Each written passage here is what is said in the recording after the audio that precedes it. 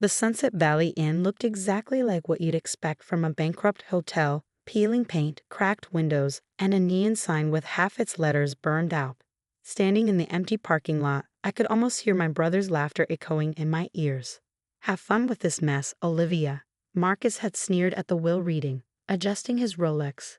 "Maybe you can live in one of the rooms since it's all you'll ever afford." James, my other brother, had been equally cruel. Dad must have finally developed a sense of humor, giving his only daughter a worthless hotel while we get the real estate empire. Priceless. Now, 2 weeks later, I stood before my inheritance, key in hand. The hotel had been in our family for 3 generations, the first property my grandfather had purchased. But while my father had gone on to build Carter Properties into a billion-dollar development company, the Sunset Valley Inn had fallen into disrepair. Ms. Carter. A tired-looking man in his 60s approached, extending his hand. "I'm George Miller, the manager, or what's left of management anyway." I shook his hand, knowing the genuine warmth in his grip. "Please call me Olivia. Can you show me around?" The tour was both better and worse than I'd expected. The hotel's bones were good, solid construction from an era when things were built to last. But years of minimal maintenance had taken their toll. "We're down to 8 employees," George explained as we walked through the empty restaurant.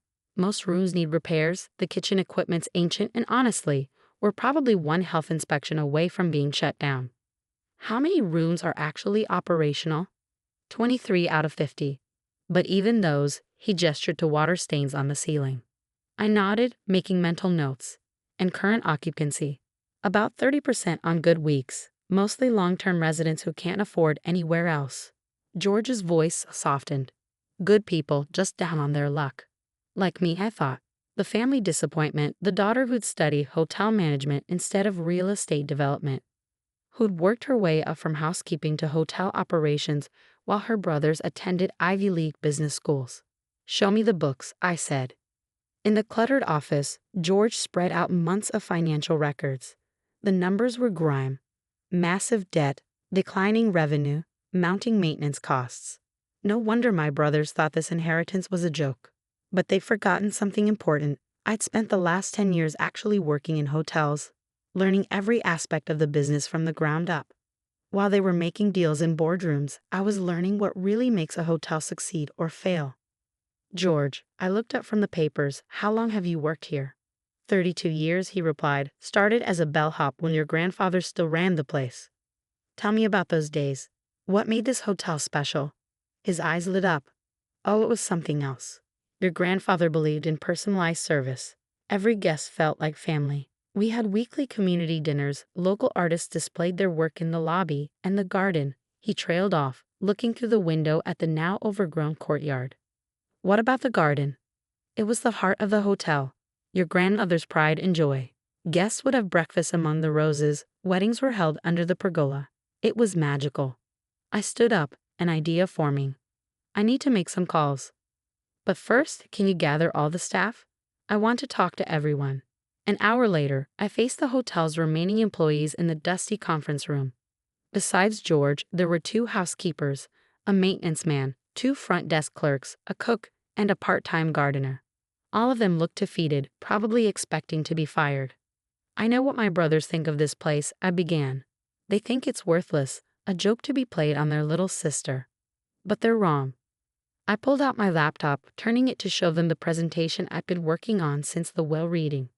"This is my vision for the new Sunset Valley Inn. Not a luxury resort, not a generic chain hotel, but something unique.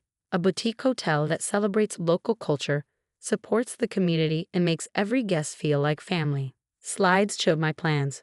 Rooms themed around local history, a farm-to-table restaurant featuring local produce, the garden restored to its former glory as an event space. "It won't be easy," I continued. "We'll have to work harder than ever, and it will take time.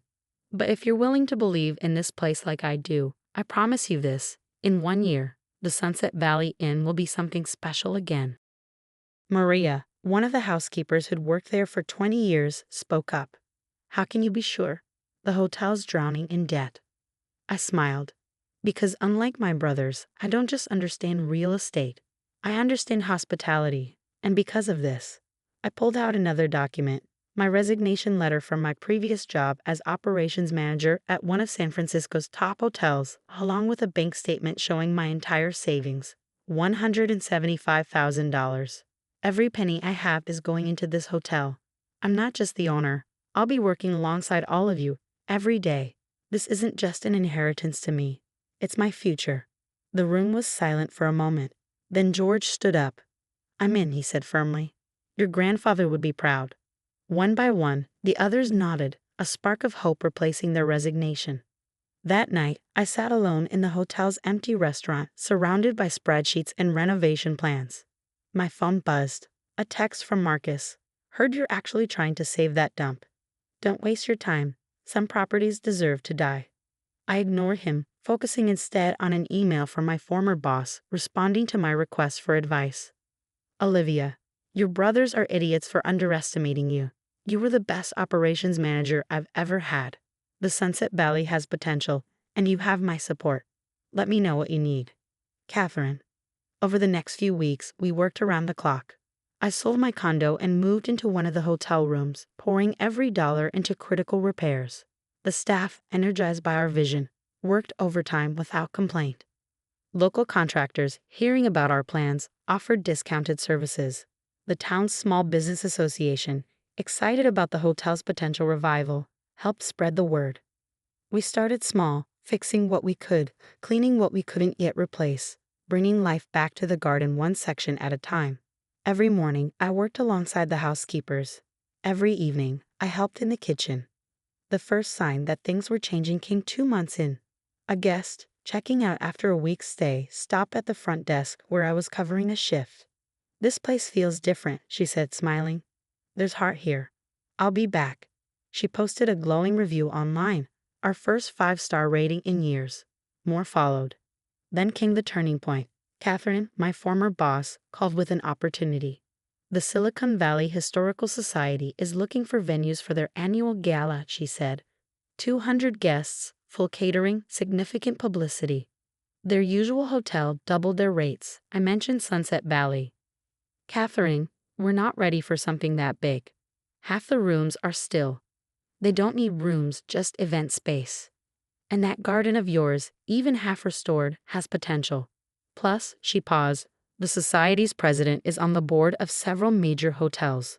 This could change everything. I looked out at the garden where the maintenance team was rebuilding the pergola. The roses were blooming again. When's the event? 6 weeks. I took a deep breath. Tell them we'll do it. What followed was the most intense 6 weeks of our lives. Every employee worked double shifts. Local artisans helped restore the ballroom's original features. The garden, our priority, slowly reclaimed its former glory. The night before the gala, my phone buzzed again. A message from James.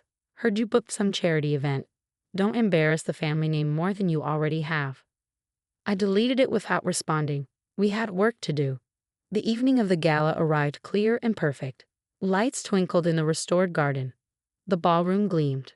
Our small staff, dressed in newly designed uniforms, stood ready. As the first guests arrived, I overheard one society member speaking to another. This place is charming, so different from those corporate hotels. Did you know it's been in the same family for 3 generations? By midnight, the event was an unqualified success. The society's president pulled me aside as they were leaving. Miss Carter, this was exceptional. Would you be interested in hosting our winter retreat? And I have some colleagues who might be interested in your venue as well. Later, after the last guest left, the staff gathered in the garden. George raised a glass of champagne. To Olivia, he said, his voice thick with emotion. Who saw what this place could be when everyone else saw only failure? I looked at my small but dedicated team, at the hotel slowly coming back to life, and felt a surge of determination. This was just the beginning. What I didn't know then was that across town, in the gleaming offices of Carter Properties, my brothers were about to face a crisis that would shake their empire to its foundations. And when they did, they discovered that their little sister's worthless hotel was more valuable than they could have imagined. But that story was still to come. The success of the Historical Society Gala changed everything. Within months, the Sunset Valley Inn became the go-to venue for organizations seeking something more authentic than chain hotels. Our reputation grew, and with it, our revenue. 1 year after inheriting the worthless hotel, I sat in my office, the same one where I first reviewed those devastating financial records, looking at very different numbers.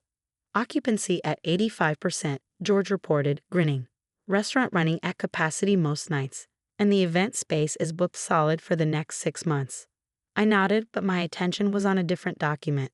Have you seen this? He leaned over to look at my laptop screen. Carter Properties faces investigation over development practices. The article detailed accusations of corner cutting, permit violations, and financial mismanagement at my brother's company. Their aggressive expansion had finally caught up with them. Your brothers must be worried, George said carefully. Before I could respond, my phone rang, Marcus's number. I ignored it, just as I'd ignored their calls all year, but the voicemail he left made me pause. Olivia, I know we haven't talked, but we need help. The banks are calling in loans. We're looking at potential bankruptcy. Just call me back, please. I set the phone down, thinking about karma and cosmic justice. Then another call came through. Catherine, my former boss and now close advisor. Tell me you've seen the opportunity, she said without preamble. What opportunity? The Riverside Hotel. Carter Properties is being forced to sell it to cover debts. It's their most profitable property. I knew the Riverside well, a historic hotel my father had acquired 20 years ago. Unlike their other properties, it had character, potential. It's not for sale yet, I said. It will be, and when it is, you should buy it. I laughed. With what money? We're doing well, but not that well. Check your email. I did. It was a letter from Harrison Capital Partners, one of the country's largest hotel investment firms. They're impressed with what you've done at Sunset Valley, Catherine explained. They've been watching. They want to back you in acquiring more properties. The Riverside would be just the beginning. My hands shook slightly as I read the letter. The investment firm was offering substantial backing to create a new boutique hotel chain, with me as CEO.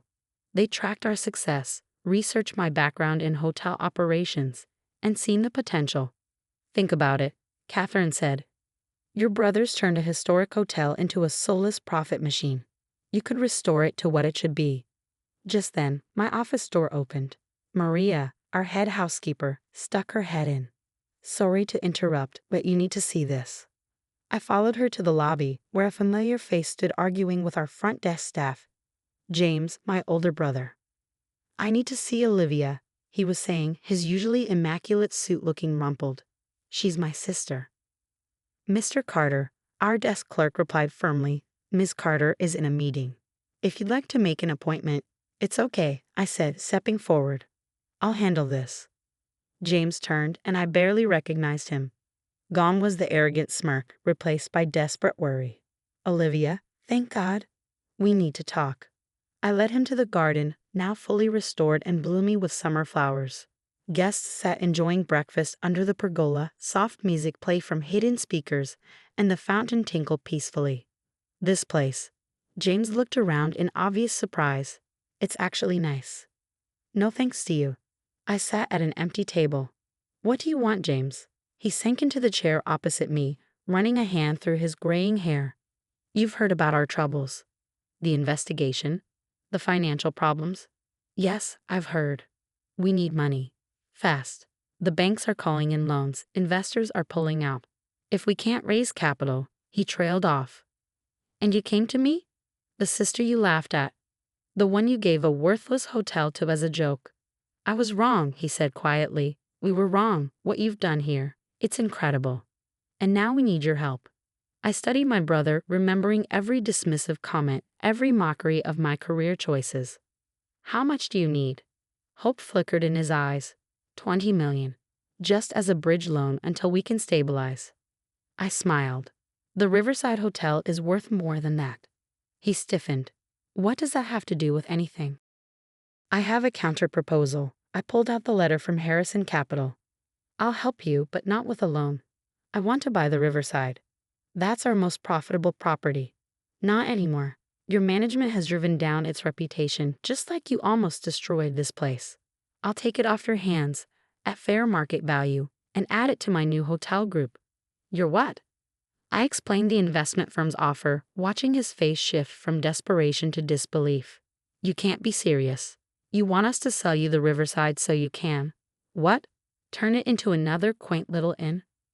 Actually, I said calmly, I want to turn it into the second location of Valley Hotels and Resorts, a chain of boutique properties that remember what hospitality really means. He stood up abruptly. This is absurd. I'm not selling you our best hotel. Then I guess you'll have to find that 20 million somewhere else. 3 days later, Marcus called. We've reviewed your offer, he said stiffly. The board is considering it. The offer expires at noon tomorrow. After that, I'll negotiate directly with your creditors. The papers were signed the next morning. The Riverside Hotel, jewel of Carter Properties, became the second property in my growing chain. Within 2 years, Valley Hotels and Resorts expanded to 12 locations. Each property was unique, celebrating its local culture while maintaining our commitment to authentic hospitality. The press called us the anti-chain chain, and our occupancy rates led the industry. Carter Properties survived, barely, though my brothers were forced out by their board. They downsized to a small office, managing a fraction of their former empire. Then came the day I'd been waiting for. The Wall Street Journal ran a feature, Valley Hotels and Resorts. How one woman built a hospitality empire from a bankrupt inn. I had the article framed and sent 2 copies, one to each brother's office. That evening, I walked through the Sunset Valley Inn, now our flagship property. The garden was hosting a wedding, laughter and music filling the air. In the restaurant, every table was full. The lobby gleamed with local artwork, and the staff moved with quiet confidence. George appeared at my side. Your father would be proud, he said softly. I thought about my father, who had built an empire but forgotten what really mattered in hospitality. No, I replied, watching a young family check in, being greeted by name. Grandfather would be proud. He understood what makes a hotel special.